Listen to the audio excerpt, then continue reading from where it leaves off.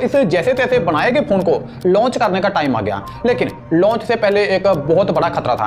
Apple ने AT&T के साथ एक डील की थी। अब ये AT&T वही है जैसे इंडिया में जियो, एयरटेल, VI है, यानी ये नेटवर्क प्रोवाइडर कंपनी है अमेरिका की। अब सुनो ये डील क्या थी। आईफोन सिर्फ AT&T के नेटवर्क पर चलेगा। USA में आईफोन खरीदने वाले को AT&T का सिम लेना पड़ेगा। इसके चलते AT&T ने एप्पल को स्पेशल नेटवर्क कंट्रोल दिया था।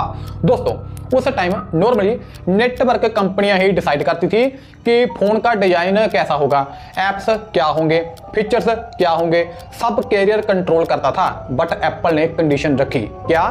फोन का कंट्रोल एप्पल का होगा, नेटवर्क का कंट्रोल AT&T का होगा। यानी हमारा काम हमें करने दो, अपना काम तुम खुद करो। ये टेलीकॉम इंडस्ट्री के रूल तोड़ने जैसा था, लेकिन फिर भी AT&T ने एप्पल की शर्त मान ली थी। फिर लॉन्च से कुछ हफ्ते पहले तक आईफोन की स्क्रीन प्लास्टिक की थी और उस पर आसानी से स्क्रैच से पड़ रहे थे। स्टीव जॉब्स ने इससे तंग आकर अचानक से कहा, मुझे प्लास्टिक नहीं ग्लास चाहिए।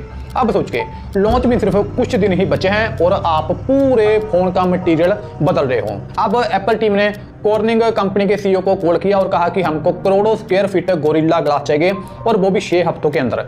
ये वही ग्लास था जो कॉर्निंग कंपनी ने 1960 के दशक में बनाया था, पर कभी यूज नहीं किया था, किसी बड़े प्रोजेक्ट में इसको इस्तेमाल नहीं किया था। पहले तो कंपनी ने मना कर दिया कि हम 6 हफ्तों में नहीं दे सकते भाई साहब, लेकिन एप्पल ने बोला आप दे सकते हो, कर सकते हो। फिर इसके बाद कॉर्निंग कंपनी 24 घंटे चलने लगी, दिन रात चलने लगी और आखिरकार एप्पल को ये ग्लास प्रोवाइड करवाया गया और एप्पल ने इसको अपने फोन पर लगाया। इतना सब होने के बाद अब बारी थी उस दिन की जिसका इंतजार पूरी दुनिया को था, 9 जनवरी 2007। लेकिन यहां एक ऐसा राज छुपा है जो आपने शायद ही पहले सुना हो।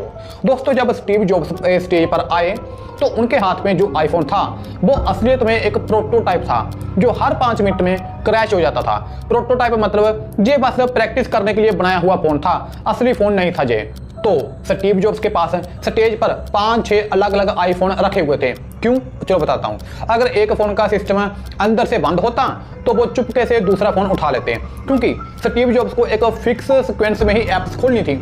यानी कि देखो, अगर स्टीव जॉब्स पहले गाना बजाते और फिर ईमेल चेक करते तो फोन क्रैश हो जाता, लेकिन अगर वो पहले ईमेल चेक करते और फिर गाना बजाते तो वो फोन चलता रहता। ठीक है ना? बस उन्हें एक गोल्डन पैथ फॉलो करना था। सोचिए उस इंसान का